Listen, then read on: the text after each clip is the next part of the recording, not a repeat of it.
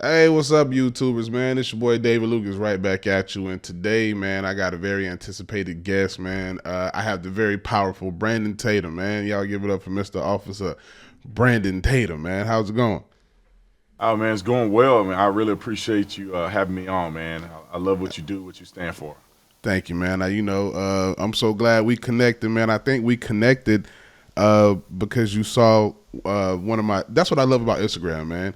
You can reach because I've seen a few of your clips a few years back, and that's what I love about Instagram because I believed a guy by the name the Right Wing Angel shared one of my clips, and that's how you were able to see it. And then I saw like Officer Tatum followed me. Well, what's going on?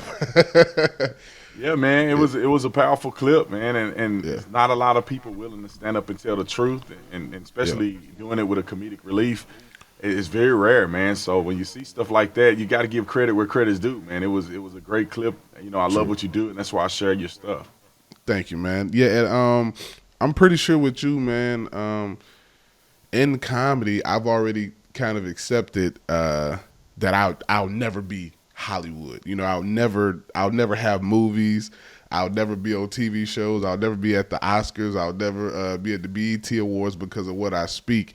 And it's kind of fulfilling to me, man, because I live my truth, and I don't feel bad about the comedy I do because it comes from a truthful place, and I actually build a big and large and powerful following. It's kind of like Joe Rogan, you know, like kind of you, like you're building an audience out of truth. So when it comes time for the masses, the other masses, to try to cancel us, our audience already know who we are, and they're like, man, I'm not canceling him. He's been saying this for 5 years. You know what I'm saying?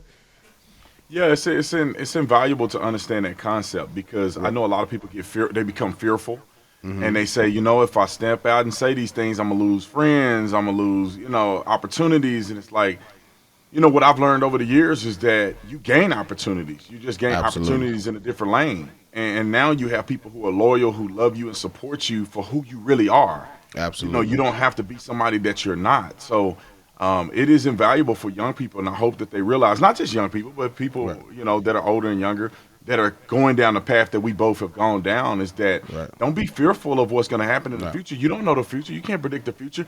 Just do what you think is right. Be true to yourself, Right. and the rest will follow. Absolutely, man. Absolutely, man. And I remember. So, like, when did you? Because of course, where were you a police officer at? Oh, in Tucson, Arizona. Oh man, Tucson, bro. All that heat, bro. Jeez, I Oh, was. it's hot, man. It was hot. And you're from Texas, right? Yep, Fort Worth, So you, Texas. yeah, so you were kind of used to the heat, you know, a little bit. So were you kind of like preaching the same message when you were on the police department in Well, Tucson? towards the end of my career, I would say towards the end or like midway through my career is when I Mm-hmm. really woke up to being conservative. Because I thought I Okay, was a Democrat. right, Even when I was a police officer, I thought I was a Democrat, and a lot of my buddies on the police department kind of helped me wake up to the reality of it right. all, and that there's I don't align with any of the policies that the Democrats are pushing, and I had a false sense of history of the Mm, Democrat Party. So, right, like in 2015, 16 is when I really started, going on a path of saying, I'm a conservative, and I right. want to espouse those conservative values to everybody else. I like that, man. So I mean, you still look young. Why'd you stop being a police officer to be a motivational speaker? Yeah, well, I kind of fell into it, man. Like I never wanted to not be a police officer. I went back to get my master's degree, Okay, which I still have to finish, but of course okay, I don't need it now. But I went back to yeah, school to get my master's degree 'cause I wanted to be the chief. I right. wanted to go all the way up the ranks. I was very popular in the police department. I was on a tactical team. I did Nice, everything. nice. And I made a video in 2017 about Colin Kaepernick, and it went viral. It had 70 million views, and there was a company in Anthem, Arizona, that said, "Hey, can you be a spokesperson for our organization, our conservative Wow. organization, for just a year, and see if you like it? If you don't like it, you can go back to being a cop." And they paid me a heck of a lot of money.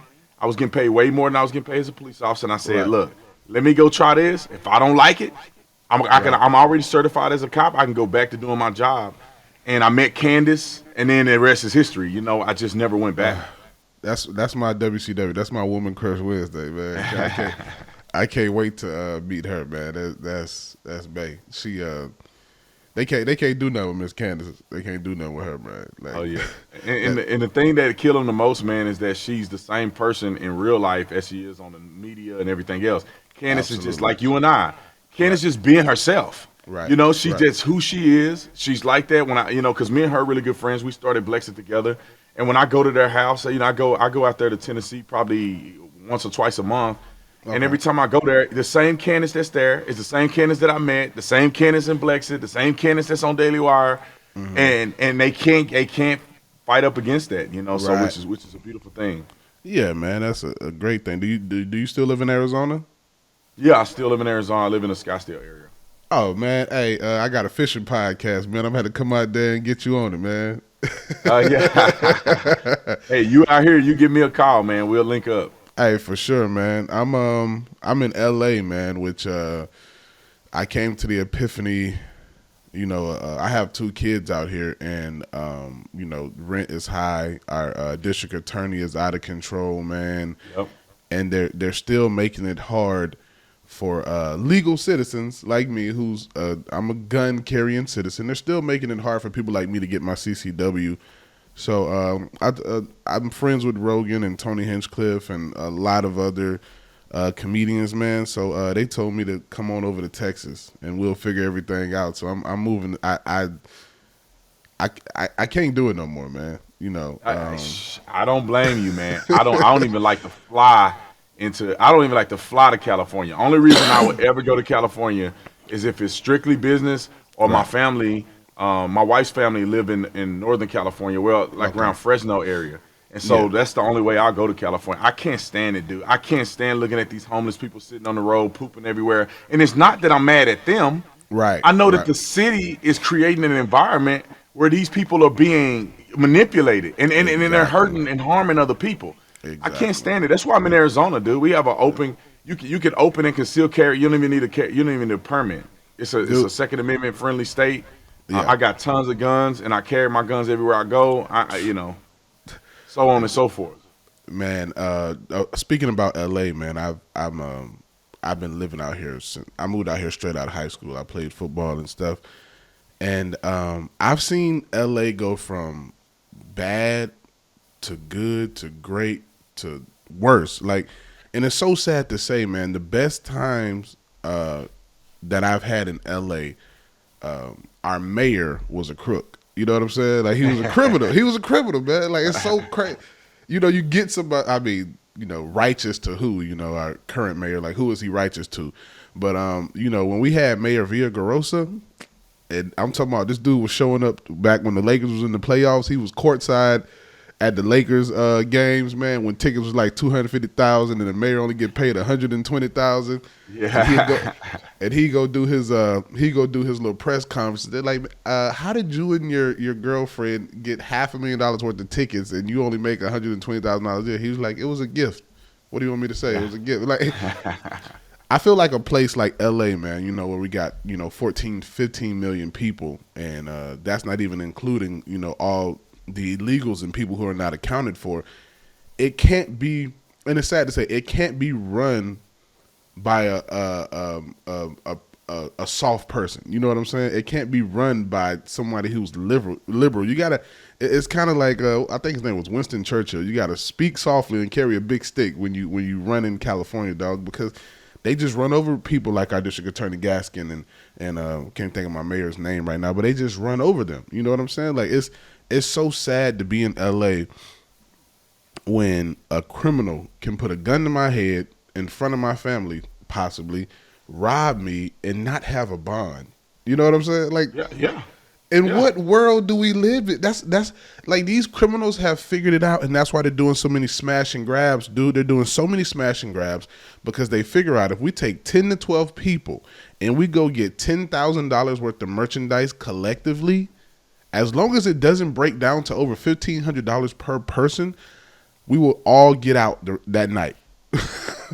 Right, and the thing is, the likelihood of them catching all 12 people. So what it is that, hey, we go in here, 12 of us do it, one of us get caught, we good, because one of us can say, no, I only had $900 worth of stuff. Right. And the rest of them will never get caught. It's no way, especially with mask mandates. They just put a mask on. It's hard to get their identity. They're smashing and grabbing and becoming violent.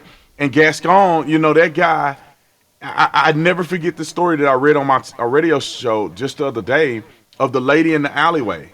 Oh yeah, she was in the alleyway pushing her baby. This 16-year-old in a car runs her over and her baby. It could have killed the baby. The guy didn't know. He didn't look back. Yeah. Thank God there was a citizen in a pickup truck that went a head-on collision with him to stop him because he was getting ready to flee. That 16-year-old boy got sentenced to like 7 months in youth camp. That's it. And then when he turns 18, his record is going to be eliminated. And the lady says she's traumatized for life. She says she'll never recover from the sounds and the visual of a man running her and her 6-month-old baby over. It's out of control, man. For the rest of her life, man, or, you know, she'll hear a car revving up and think about getting hit. You know what I mean, bro? Like, it's she could have died, dude. She could have died. I mean, thank God, man. I mean, and I live in a great neighborhood, man. I live in West Hollywood. It's the gayest neighborhood in LA, bro. With you know, normally when you're around gay people, you're supposed to be very, very safe. But these crooks and criminals have decided to come over here, and they want to rob the affluent neighborhoods. And I'm like, why you robbing men? Not me, but why you robbing men in hoochie daddy shorts, man? That's what I want to know. Why you over here messing with us, bro? Why y'all messing with us? It's bad, man. You can't even wear no jewelry around here. They doing follow home robberies and everything, man. And I mean, you know, I just stay out the way, man. I dress pretty light. I don't really try to get out of California. You know, I was born and raised in Texas. I don't know what part of Texas you may consider moving in, but I live in Austin. Dallas. Yes, I never live in Austin. Austin is very liberal. Well, if you live in the outskirts, you know how the major city is always liberal, and then you move Pflugerville, or there's some other places. Not Pflugerville, but there's some other places around Austin that are, Round Rock is one I was thinking about. There's places around Austin that are really, really nice that are not as liberal. You know, I lived in Dallas-Fort Worth area. I lived in Fort Worth my whole life. My mama, you know, we lived in Arlington a little bit, and now, you know, I got family living in Dallas, so you know, I'm used to North Texas living, so either way it go, dude, the cost of living is cheaper. It's it's a better environment. You're just not gonna get the weather, right? The weather is what you're gonna compromise, right? Which I mean, at the end of the day, bro, I'm in town 7 to 8 days a month. You know what I'm saying? I'm not in town that often, so it's like for those 7 or 8 days, I got a nice apartment for half of the cost, more than half of the cost of what I pay here, and it's like I'll swap it, you know, cheaper rent, bigger place, and take a little 100-degree weather, man. I'm from Georgia. I'm from Macon, Georgia, man. I'm from. Oh yeah, so you used to humidity. I'm used to humidity. Used to the storms too, man. Man, that's one thing about LA. I've been living in LA like 11, 12 years, bro, and I think I've seen rain 12 times. I've heard thunder maybe once or twice, never seen lightning out here. It's so crazy. That's crazy, dude. I mean, even in Arizona, we have what you call monsoons. And so there's a season in Arizona where it rains every single day. I mean, like torrential rain, it's lightning, it's storms, and it lasts for like 30 minutes, and it floods the whole city, and then it's sunny outside. So monsoons are pretty cool. I mean, my wife loves the monsoon season, and I don't like it because it gets dangerous. Right. But like out here is the same way, man. You know, you don't have to. Well, when I was in California, my first time being in California, because my wife is from California. So before we got married, when she was in California, I would come out there, and I was there it was like 1 week I was there that earthquake happened. Oh, and wow. I had never experienced an earthquake, and it was 2 major earthquakes. I think it was somewhere on the fault line between California and Nevada. Okay. And dude, we were on the 4th floor, and I didn't know what an earthquake was. So I'm you know, the bed started shaking, and I'm home alone. I'm like, am I tripping, dude, or the bed shaking? And then you know I don't know what they call it, the aftershock. Aftershock, yeah. So later on, there was an aftershock, and then the pictures start falling off the wall. And dude, that to me, that was more scary than tornadoes when I was in Texas, hailstorms, and also, you know, when the monsoon season hit in Arizona. That earthquake was terrifying to me. The reason that I have always said I'll take a earthquake over a tornado is because earthquakes last, man, maybe 10, 12 seconds, but they can cause a lot of damage, man. You from this pretty much the same demographics where I'm from, regionally. You know that when tornadoes come, bro, it's a whole thing. The siren, we gotta get to the basement or get in the map. Like the preparation for a tornado is, I think, worse than the actual tornado, man. Yeah. You know what I'm saying? Yeah, because we've been through many tornado warnings, and I had I was a kid, I was traumatized by that alarm. Right. That It just alarm, go, man. "Woo," and you like, oh my God, this is the day. Right, And tornadoes hit, but they come and go in the Fort Worth area. Mm-hmm. However, it's like for the earthquakes for me, it's like is this gonna be the one? Where it's like the craziest earthquake ever, and the ground opens up, or like the buildings start to fall because we've never seen an earthquake of this magnitude. You know, that's what's scary to me. It's unpredictable. It just happens. No warning, no nothing. I've been in quite a few, man, and we had some during the pandemic, bro. It was like, come on, man, Mother Nature, read the room. We already stuck in the house, and you want to come in here and give us 3 earthquakes in the room, 3 earthquakes in the road, man. Yeah. But that's dope, bro. That you from Fort Worth. Do you follow that dude Charleston White? Charleston White. I don't know. I don't think he's a comedian. Bro, he's not. He kind of, black. He's more of on the urban side, bro. But he's funny as hell. He's from Fort Worth. I gotta look him up, man. Bro. But I wanna see my age. No, Charleston looked like, I don't know how old you. I'm in my 30s. Yeah, no, he's older than you, bro. I'm like, we go to the same school. Fort Worth is small, man. He probably about 4 or 5 years older than you. He in his early 40s, I think. I'm gonna look him up real quick. Charleston White, aka Rat Williams, bro. Yeah.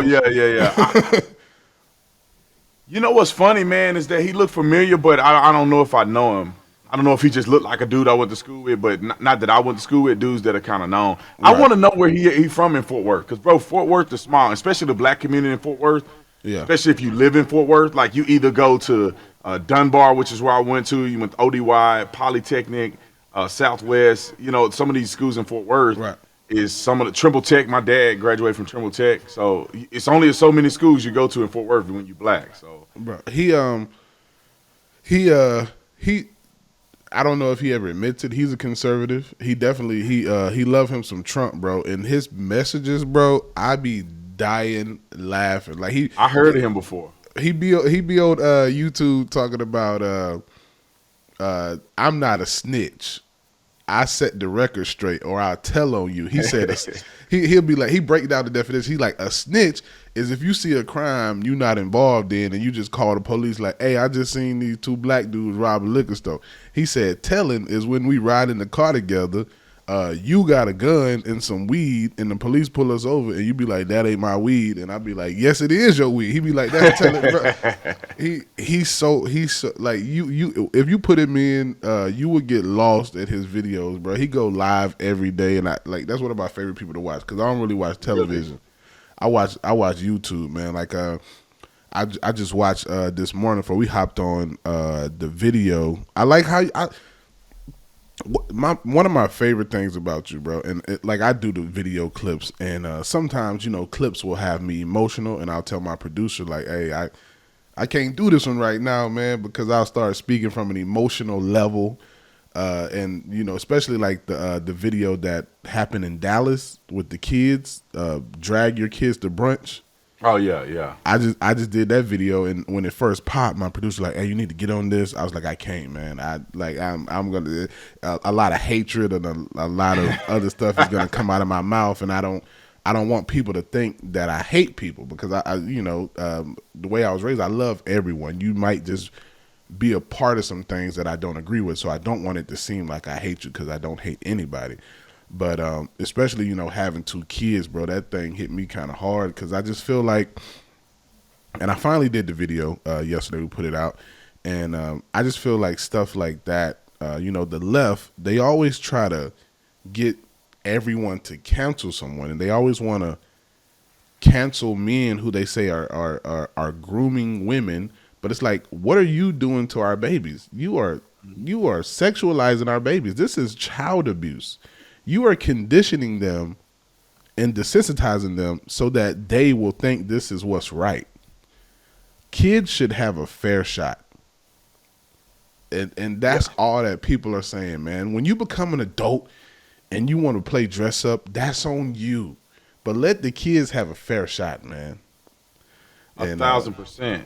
I was ticked off when I saw that happen in that video, because, like I said, you know, I always try to preface what I say, kind of like yourself, because to be honest, I don't care what people do in their personal life.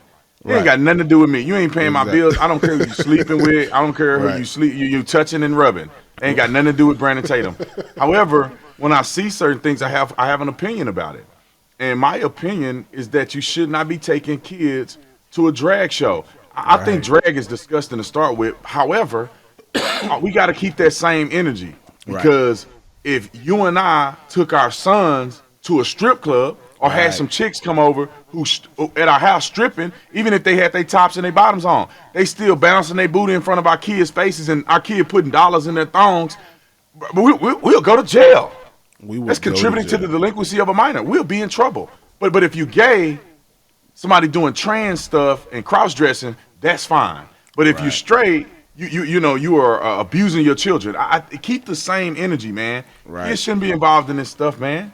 They want inclusion, but yet they want to have their own set of rules. It's like, no, you about to suffer the consequences just like everybody else. And I don't know if you I just did that one yesterday as well, man. These anti-abortion, these three white chicks. You saw what happened at Joel Osteen's church. Yeah, it's like, bro, like I don't even go to church. You know what I'm saying? I would never disrespect. Like I was telling my audience, I was like, that's his house. You know what I'm saying? That's his house. That's his congregation. That's his family. You basically just went in this man's house and disrespected him. Like and accomplished nothing. What did you accomplish? You know, and then they always sexualizing it. My body, my choice.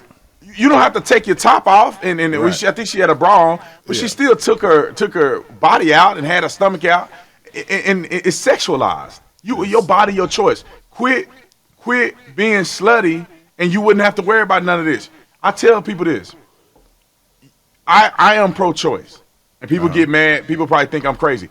I'm pro-choice because you had a choice when you were in the bedroom or the den or wherever you were smashing at. The choice isn't made in the abortion clinic. Right. It's really that simple. Nobody's telling you can't have choices. Nobody's telling you who you should sleep with. What we're saying is that it is a human being, and you are murdering that human being. That needs to stop. Just like a woman who's like, think about this for a minute. Just imagine a woman, she's walking out in public, she goes into a bar, and she's clearly like 6 months pregnant, and she knocking back vodka. Who thinks that makes sense? Well, it's her body, her choice, isn't it? No, it's not. Right. Nobody's gonna think that that's okay. The only time it wasn't our body, our choice is when it was that vaccine, man. You know what I'm saying? Yeah. They're like, you're gonna kill my grandma. Go get vaccinated at 3 boosters. Yeah. Like, what happened to my body, my choice, lady? Come on, man. Like you said, like keep that same energy. Like where you at with it, man? The hypocrisy is what gets me. It's like, we can have a conversation about this. Let's talk about abortion. Let's talk about these things. But you guys are complete hypocrites, because if a woman wants the baby, it's a viable human being. Right. If anybody were to obstruct the pregnancy, meaning that if some guy punched her in the stomach and killed the baby, he goes to prison for murdering the baby. It's a clump of cells. That clump of cell argument, it don't work when you want the baby. And you know, it's funny because a lot of these women, once they get past the stage of sleeping with and sleeping around and using abortion as birth control, when they become married and they realize they want to actually have a family and all this other stuff, when they pee on that strip and it says pregnant, they celebrate. They're excited. Yeah, I thought it was a clump of cells. I thought it wasn't nothing to celebrate. It doesn't matter right now, does it? No. It only matters when you want it. When you don't want it, you can just throw it away like it's dirty trash, you know, and that's not right. Like, man, you know, like they say back where we from in the South, man, my granddaddy called me a heathen because I had 2 kids out of wedlock. You know what I'm saying? And I never once told either of their moms to go to the abortion clinic, because it's like, I laid down with you, so now it's time for me to be accountable for my actions. I couldn't imagine if I would have told either one of my kids' moms to go get abortions, and then they didn't, and then they later tell my kids that I wanted to abort them. Like, I'd feel like crap. You know what I mean? So yeah, man. I just it's like a street talk video I did. I said, if it's proven that how I think we can reach a middle ground is if it's proven that you are in a relationship with a man and that you were not a victim of some type of sexual assault or something, it should be a 2-signature thing for you to have an abortion. Yes. Because what happens when the man wants you to get one, but you don't want to get one? Right. Should he be liable for that child? You know what I'm saying? Why? Where do we come to an agreement with that? You know what I'm saying? Or maybe I didn't think I could have kids, and you finally got pregnant, and now you about to go abort my baby. Like, it should be where you have to have the baby, but I'll just be financially liable. Like, just sign over the rights to me. Right. Look. My body, my choice. Yeah, right.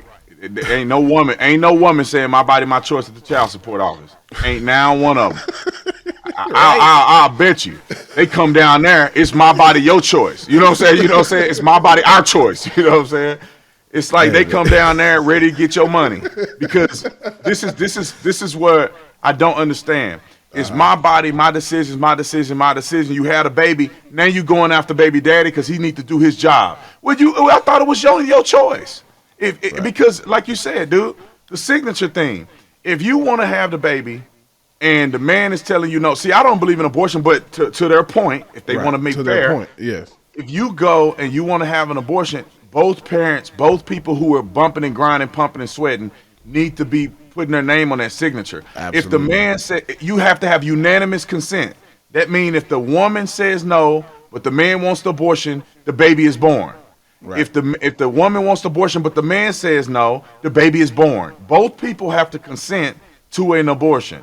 And, and like you said, bro, like if the woman don't want the baby, and I know it's difficult to carry a baby. I have two sons. Okay. I'm married to my wife here, and I had a kid out of wedlock when I was in college. Right. So I was there during both pregnancies. It ain't easy, to carry a baby. Yeah. However, you carry the baby and you let the father have the baby. Right. If you don't want it. But people don't want to do that. No. Because then the woman don't want to look bad and all this other stuff, and a lot of times it's vindictive behavior going on too. Because I ain't gonna get into that. Women they want to make your life a certain way because they having babies with these NBA players, and these NBA players dumb. I don't know how they don't catch it. These women want to have your baby and get a government check for the rest for 18 years and live off of it.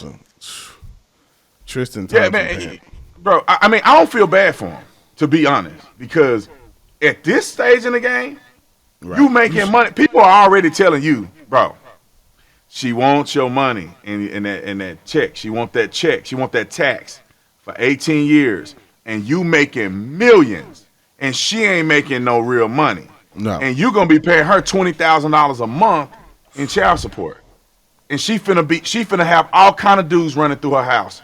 For living sure. Off your child support money. For sure. And your kids gonna get some of that money. Yeah. Anyway. Yeah, I can go down the list about this stuff.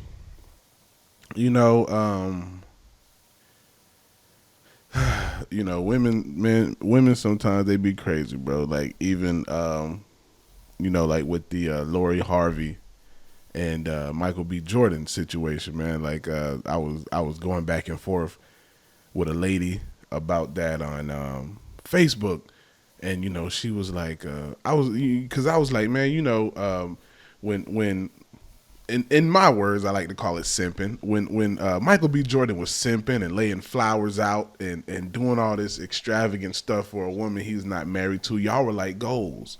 But the moment she left him, here y'all go. Talking about, no, she can do what she want. It's her body, her choice. She don't got to settle. Like, how are you saying that Michael B. Jordan is settling?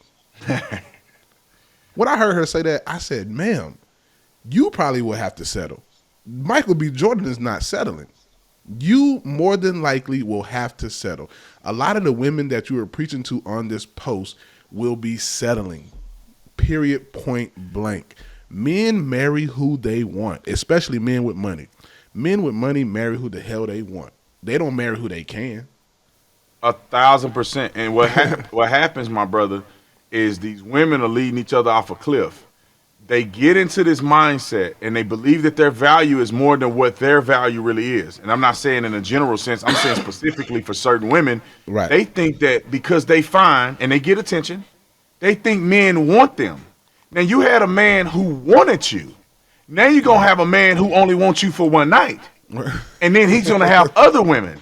Right. And like you say, bro, men with money can get just about any woman that they want.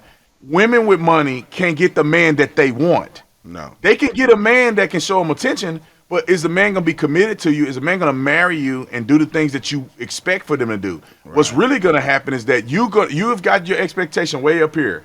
Right. That I'm a bad chick and I'm going to be getting a man up here. No, you're not, because the man that's going to treat you right is probably down here. Mm-hmm. That's working a regular job. He's a regular dude. Right. But he'll treat you right, but your expectation is up here. You want the playboys. Right. And then, when they get older and dudes then ran through and it's over, now they want to settle down. You know what I'm saying? And I'm not for that, man. I think there needs to be a lot more communication between married men to teach these other men this is how not to get caught up. Married women who are successfully married, tell these young women before they mess their life up exactly that they need to do what's right. They need to understand the perspective in which they're involved in. But anyway. Yeah. No, you absolutely right, man. That's why I missed the great prophet Kevin Samuels, man. R.I.P. I know, dude. That was bro, I'm still shocked that he died. I'm like, those are things. Like, some people die and you're like, God, really? Like, it seemed like that guy was doing such good work. Right. And also he was just now blossoming, Yeah. And the dude was just spitting facts, man. From what I heard, it was a gas station sex pill mixed with all that Red Bull he drank that gave him a dangerous arrhythmia. I mean, it probably was that Red Bull, man. And I'm not gonna listen, allegedly, because I don't want Red Bull to sue me. But yeah, I mean, he was drinking Red Bull all the time, every video he was in, and I remember looking at it because, anyway, I was looking at it because I wanted to see if he could have an alternative drink to that Red Bull. Right. Because I was like, drinking energy drinks like that's filled with sugar and stuff. I mean, I don't care what you drink. You're drinking something that's compact with sugar and artificial flavoring and stuff like that. That's not healthy for you every single day. Yeah. And he's in his 50s. Yeah. And then, of course, I figured that there was some pills going on and something happened. You know what I mean? The stress on his heart was too much, man. It's like doing small doses of cocaine, man. You know what I'm saying? It's speeding the heart up, putting stress on it that shouldn't have to be stress, man, But I don't know, man. But like we were just saying about the women, man, in my family, my mom and my aunt, two they are, my auntie is, better watch out now. my auntie is 57 and my mom is 61, and these are two women who they were with my dad, and they were with my and my auntie was with her son's father. They were both married and they got divorced, and these were scorned women who turned, the term that women like to use, strong black women. And it took 30 years 30 years for both of them to realize that I'm too masculine. Me and my mama just had a talk a month ago when I was in Georgia, and she was like, I get what you're saying. Like, I act like a man, and that's why I can't get no man. Tell you, mama, why did it take you 30 years to figure that out? She was like, I shouldn't have been a strong woman all this time.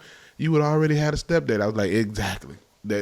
What does a strong woman mean? Like what does that what does that even mean? Like, I'm so even though my mom still look good and she still can go out there and date. I don't really need no stepdaddy. I'm self sufficient now, bro. Yeah. You're a grown man. You got kids. You need stepdaddy. I'm a grown man. So it was just good seeing her reach that epiphany, and I don't want to see a lot of our younger women have that epiphany at 60. You know what I'm saying? What is the trick? This is a trick of the enemy, man. Our society and the leftist feminist ideology pushes women off a cliff because they believe in this fabrication of a relationship dynamics. They believe if you are submissive to your husband, then somehow you lose all your rights and you have no freedoms, and they're gonna take over your life in the man's world. It's like, no, that's not what it is, because biblical relationships don't go that way. You're supposed to submit to your husband, and husbands supposed to love their wife like Christ loved the church. And that means that Christ sacrificed his life for the church. He loved in spite of, unconditional love. And the same thing is what husbands should do to their wives. Right. If a man is treating you like a slave, that's not love. No. That's not submission. No. That's slavery. No. If a woman is a strong woman, because there are women who are very passionate. They have value in this world. They may not want to be a stay-at-home mom, which is fine. But you need to marry a man that's stronger than you are. You need to marry a man that you trust can still lead. And there are men out there. The problem is strong women go with weak men, and then they get mad at them. Then they get burnt out. That's like my mama, like you said, your mom. My mama the same way. My mama can't have no man.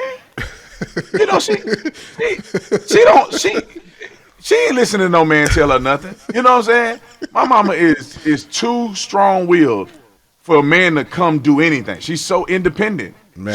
She can't live with no man. And then he got to come out if he come over her house. And then he say the wrong thing, she may go upside his head. Right. You know what I'm saying? You talk about DV, my mama will start some of that stuff. You know what I'm saying? Right. She even putting her hands on dudes. So I think that. Yeah, I told, man, especially in the black community, bro. Was your dad deceased or did your parents divorce? No, my parents divorced when me and my brother were real young. My dad went on, he got remarried. My dad is living he happy, retired as a chief. Yeah, but the women always, it's like they never get over it, and then they shelter themselves, and then they focus on their boys. You know what I'm saying? Like, I remember I was dating this girl one time, and I told her it wasn't gonna work, and she's like, "Why is it not gonna work?" And I said, "Because you dress your son like the type of dudes that you want to date. You think this is you think this is your mini boyfriend. Why does your son have on chains and Burberry shoes? Why is he dressed like that? He dressed like he going on a date. Like, what's going on?" So yeah, I was like, man, that ain't gonna work. Nah, you own it, especially in our community, is that these women, they first of all, they like the bad boys, and then they have their kids, they little man, and they want to raise him like the man that they want. Even when they become teenagers, they let them act a certain way, they let them dress a certain, they let them be a certain way. They encourage behavior that reminds them of the degenerate men that they actually want to be with. And of course, it's not all women. I'm just saying there are women like this that we know personally, and that we know of from living in black communities. That it's crazy. You'll see them. They little kids be decked out. Right. Their kids be all there. You living in the projects, and your kids got on brand new shoes and sneakers and name brand clothes. Now I know they getting it boosted. Hello, some of them. Hello. But why are you focusing on that? Where are you getting this from? And it's a lot of generational trauma.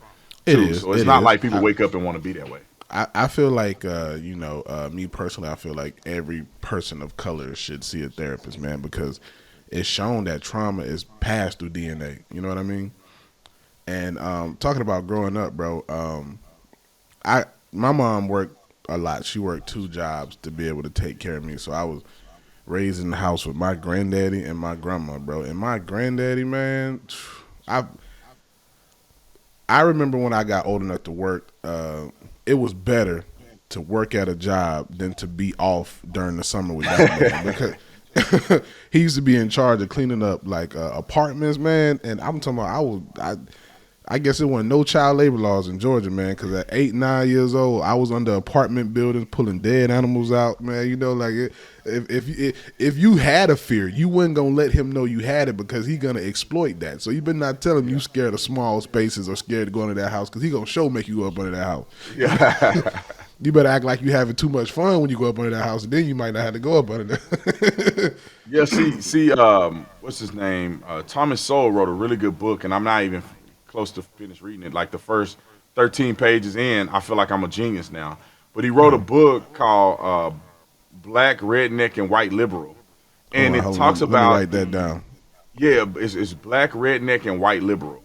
And so Thomas Sowell wrote the book, and it talks of or speaks of the culture that wasn't necessarily belonging to black people initially. This came from Europe. This came from the slums and the poor people and the degenerate culture of Europeans that came over here and introduced this culture to black people. Now, white people that lived in the South begin to grow out of that and expand, and black people held on to this degenerate culture. Not all black people. But the black people you see that live in these slums in these inner cities, they are embodying this culture that never belonged to black people in the first place. And I'm speaking to this because it speaks to the generational trauma that black people have. Right. Because when I was growing up, whoopings were a real thing. I mean, bro, you get my friend told me, he made this joke and I thought it was incredibly funny, that belt would break the sound barrier when his dad used to tear him up with that belt. But my cousins and them used to get beat with extension cords, switches. Yeah. All of this stuff, I believe, was like kind of probably still passed down from slavery. Right. The slaves beat they slaves to control. Then the people start to beat their children to control them. And then it got passed down for no reason to modern society where they beating their kids. And you're like, how about you just talk to them? That your kid didn't know that they messed up right there. If you talk to them, you can at least do both. I mean, I remember my cousin was throwing this bike chain in the air, and he hit the power line. It was on Super Bowl Sunday. I'll never forget. In the black community, he hit the power line, knocked the power out the whole side of the street. My auntie whooped him for like 3 minutes straight. I mean, she was just wow, wow, wow, wow, wow. I was just like, yeah, dang. I mean, she was whooping with a extension cord. And so the abuse that happened to young black people growing up is the reason why some black men are more violent. Because violence isn't a big deal when you grew up fighting, you grew up getting beat up, you grew up getting beat. You know, so your threshold for engaging in violent confrontation is not the same as somebody that grew up in a house where nobody yelled. You know, if somebody yelled, they get flustered. You know, it's a big difference. Yeah, my granddaddy was a menace, bro. I'm talking about this a dude that smoke, have a temper, Jewel cigars, bro, and would punch you in the chest. One of them, like it's almost like he was a slave master, because if he called your name, he'd be. My full name is David Emmanuel Lucas. My daddy's Hispanic. That's why I got that little name like that. So my daddy's name was David, so nobody would call me David because they didn't like my daddy. They would call me Emmanuel growing up. And he'd say, Emmanuel, and you'd be like, yes, sir. And he wouldn't say nothing else until you came and stood right in front of him. Like, say if I'm in the kitchen, he call my name, Emmanuel. And then you come right in front of, bring me a glass of water with 3 ice cubes. It's like, man, oh my God, bro. I was just in the kitchen. Why you? I don't know if our families are connect. My great uncle, Maurice, he went to prison and he got out because of Trump. Actually, he went to prison for drugs. He got 40 years federal time, and then with the First Step Act, they were able to reduce his sentence. You know, we used to go to my cousin them house. He used to say my little cousin name was Maurice, obviously Junior, but he used to call him Mana. So he used to yell. He's sitting in his bed in the back of the house, Mana. And so my cousin would run in the room, and he'd be like, get that remote. He want my cousin to get the remote off the table in his room. We in there playing. I'm gonna tell you the story real quick, and I don't know if he ever knew this, but he probably not watching this anyway. my cousin, because he used to yell at him, and we used to be playing. He said, "Oh, man, come get me a glass of water." So one time, my cousin was getting a glass of water, and he hawked a loogie in his glass and put the ice in there and shook it up and went and took it to him. I would never forget that a day in my life. Now I hope my great uncle never watched this and know that my cousin did that to his water. But to your point, he would yell, "Mano, come here!" He'd come in there, get this remote off of this thing, and I'm like, what is going on here? Yeah, man, my granddaddy was pure evil, bro, and he died in 2020, right before the pandemic, and a lot of the abuse that my family suffered from his hands is still traumatizing us now. You know what I'm saying? My mom is effed up. My aunties is effed up. My uncles are effed up because of the it was so weird, man. The separate. He had 8 kids, and the way he would play favoritism. It's like, man, like how you do this, bro? You got bro. I never play favoritism, and I want to get married and have 3 to 4 more kids, man. I don't know why. I want a large family, man. I want them dudes who want to reproduce with his wife. So I'm like, man, but at the end of the day, that dude has made me a better father because, I got beat. You know what I'm saying? I got yelled at. I got fussed at. I got locked outside the house when I was too young to be locked outside the house. I was doing slave work and all that type of stuff, man. So I never yell at my kids. I've never whooped them. Both of my kids are, I have a 2-year-old and I have a 7-year-old, and both of them, thank God, have enough intellect to where I can talk to them and they understand. And I'm so thankful for that. And I think I know I was a hard-headed kid because I knew the consequences. You know what I'm saying? That waited for me at the house, but I still did bad stuff. Man, I'm talking about, man. I'm the same way, man. I have my oldest son is 11. He'll be 12 in August, but he, I only had to spank him twice. And when I say spanking, he was little enough where I just pop him like this with the fingers right here, pop him on the butt. And one time I had to whoop him, but I still didn't use a belt. I forget how old he was. He lied to me, and I told him, if you lie to me, if you tell me the truth, there's consequences, but we could talk it out. You lie to me, I'm gonna get you. And so he lied one time, but you got to think, dude, that's 2 times early in his life. I've never had to whoop my son. My son will be 12 in August, and I never had to whoop him. He made me mad. He do things that are wrong. Yeah. But man, I understand that my son is like me. If I talk to him and explain to him, this is why I'm telling you not to do this. Right. This is why you don't want to end up going to jail. Right. Look at how I live. What if I was acting up? I can't feed you if I go to jail or if I act up and I do things I'm not supposed to do. That's why I'm telling you. And I sit my son down and I put these values in his heart. Like, you a Tatum. Your family name means something. Right. You don't act that way because you're a Tatum. You're representing you, me, and your grandfather. Exactly. And all of us. So be on your best behavior because of that. Now, whooping him to teach him that lesson, he may forget about it. After the burn stop, he gone on doing his thing. But you sit him down and explain to him, they're not too young to understand these things, man. Because when he get 18, 19, he going to remember what his daddy said. My name means something. I'm representing my dad. I don't want to disappoint my father, my grandfather, Those things are invaluable for men. And I'm glad you made a point, bro. I'm going to steal your point. I think black people, every black person, especially in these inner city schools, should be able to have access to some level of counseling. Absolutely. Because I don't talk about this enough on my channel because I just never get to the subject. But generational trauma is real, man. A lot of these dudes out here, violent, gang members, it ain't because they black. It's because of generational experiences. And absolutely. It has minimal to do with white people, if you ask me. My uncle. It really does. It really does, man. It really does, man. And when I hear people, claiming that their life is not successful because of white people, I'd be like, tell me the last time a white person personally stopped you from getting an opportunity.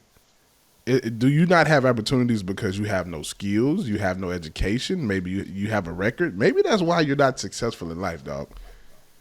I could point at more black people that hated on me than white people.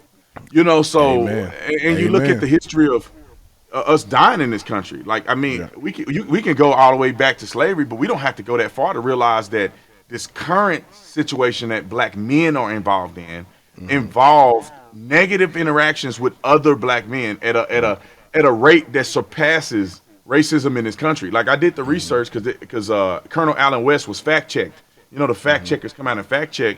He was 99% right on his point, so I refined his point to verify to make it a reality. Now there's wiggle room here, but if you look at the history, the legacy of lynching in the United States of America, the 68 years of lynching, there was a recorded, I think it was 3,400 lynchings recorded of black men being lynched, 1,200 recorded lynchings of white men being lynched in our 68-year history of lynching.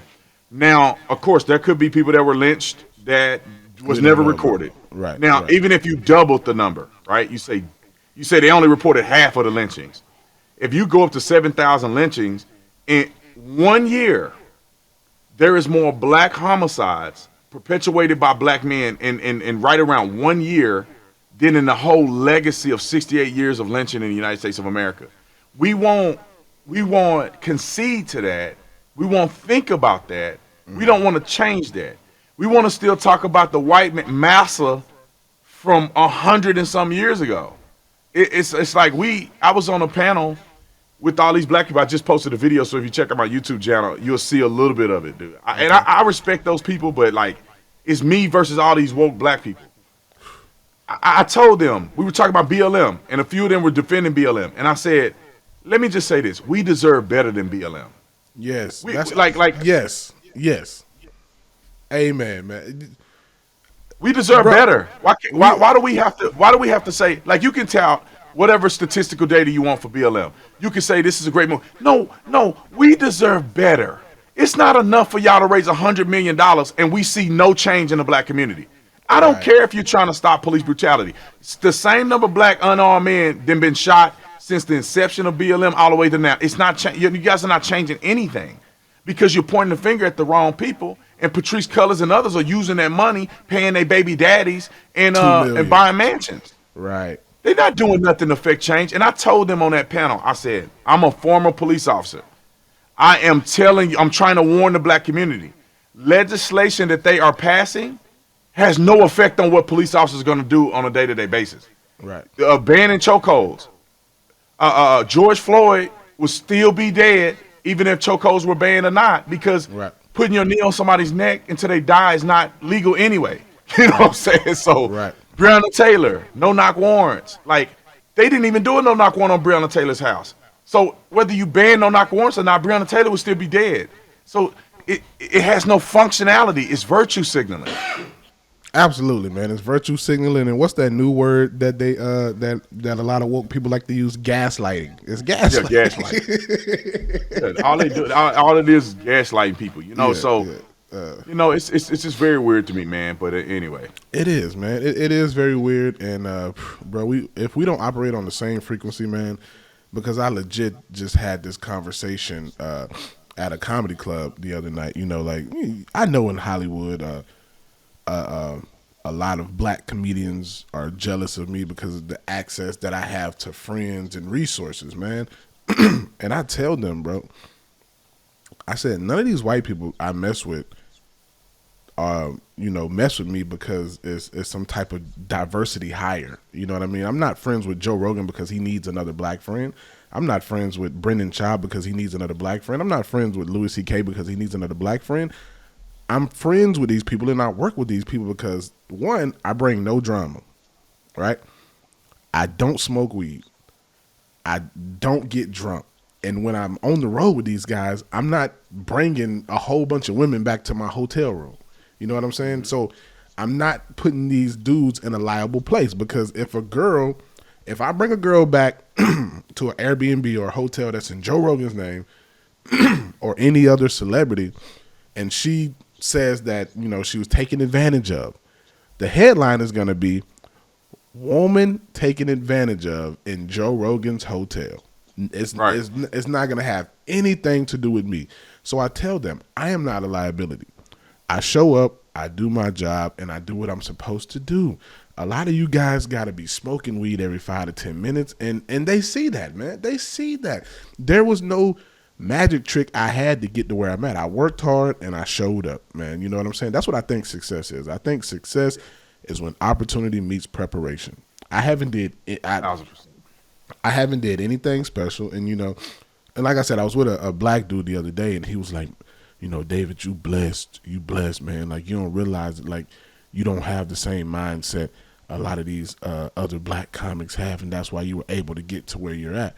And I was like, bro, I've been had this mindset. It wasn't because I started hanging around certain type of people. Like, I'm just honest to myself. I've been doing this since I was 17, and y'all are just not recognizing me the last, 4 or 5 years. I've been the same person telling the same type of comedy and having the same mindset for a long time. And he was like, the only thing I want you to stop bashing BLM. I said, why? I said, why? I said, why can I not hold our people accountable?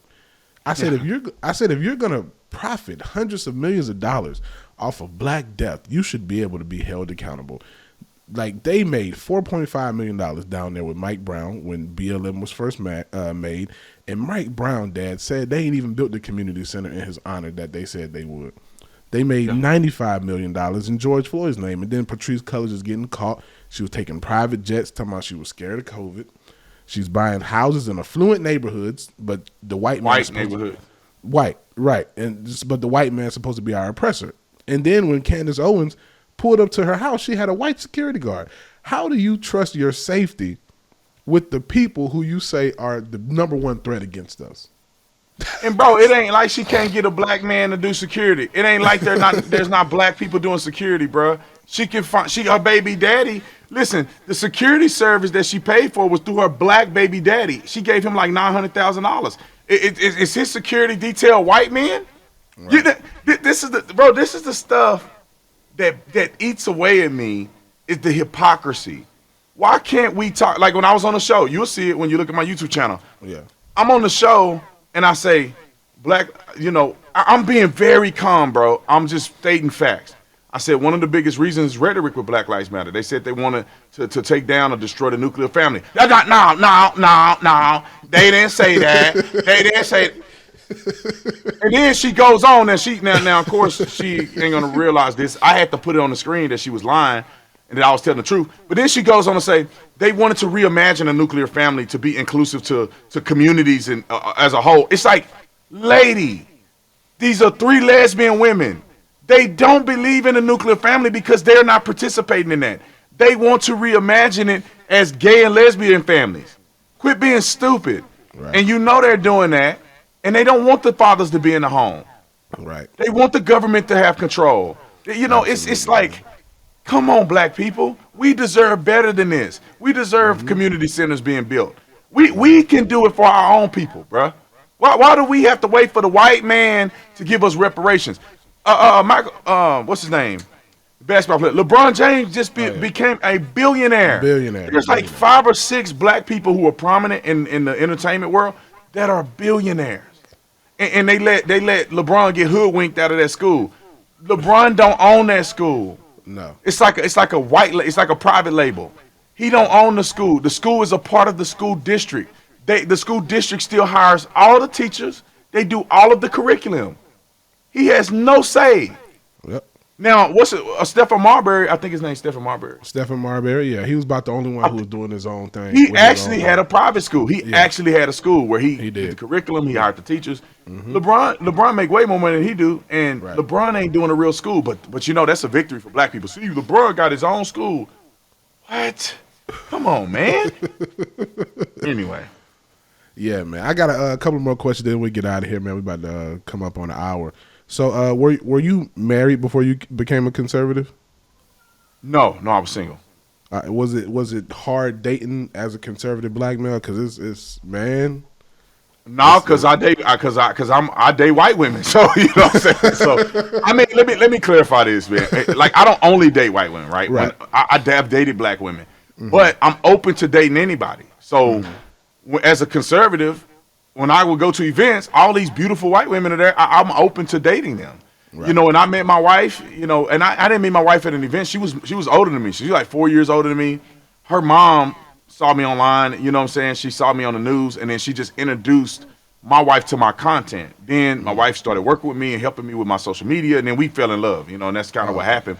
But it's not as hard because I feel like if you're open to dating black, white, Hispanic, whatever, it's almost like it's set up for you because conservative women are looking for conservative men too. You know what I'm saying? So if you only want to date black women, you're gonna have a hard time because there's not a lot of black women in the conservative movement. And then the few black women that are in the conservative movement, I'm sure other black conservatives already tried to date them already. You know what I'm saying? So Candace Owens already taken, man. You know what I'm saying? yeah. Yeah, I'm gonna tell you. Everybody wanted Candace Owens at the beginning, and then I kind of knew she was already with somebody or whatever behind the scenes. She never talked about her relationships until she got married, but she had dated somebody else, and she was pretty much taking a lot of that time. But Candace Owens is on another level. You know what I'm saying? Some people that she dating, her dating pool is guys who are way up here. Her husband is like this guy from Europe, from the UK, that's like well traveled, one of the smartest dudes I know, big in the business, got a great family.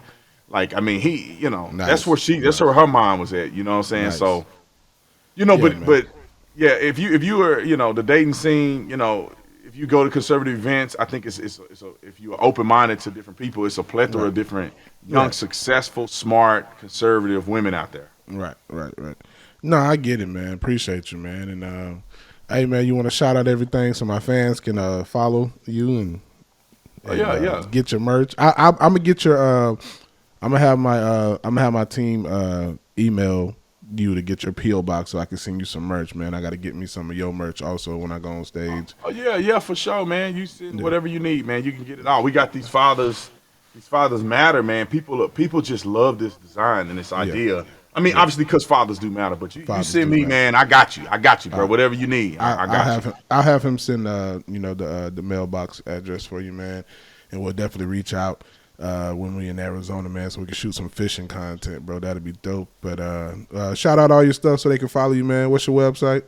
Yeah, everything is easy, man. I put it all in one place for you guys. So The Officer Tatum on any social media platform you'll find me, and then theofficertatum.com is my website. You can get my radio show, my podcast, everything is there. So if you just put The Officer Tatum in any search engine, you'll find everything you want to know. There you go, man. I appreciate you for being on my show today, man. I don't do like a traditional podcast. My producer said when I moved to Texas, I got to get more into the long form podcast. But I always sit down and have talks with great people. You'll never see no shenanigans on my YouTube page, and you'll never see nobody who's like my grandpa used to say, a shake a leg dude. I don't know what it means, but that's what he used to call him, a shake a leg dude. But I definitely respect you. Thank you for giving me your time, and have a great day. And shout out to Officer Brandon Tatum, man. Be easy. Hey, I appreciate you, brother. Thank you. Absolutely, man. Absolutely, bro. Thank you.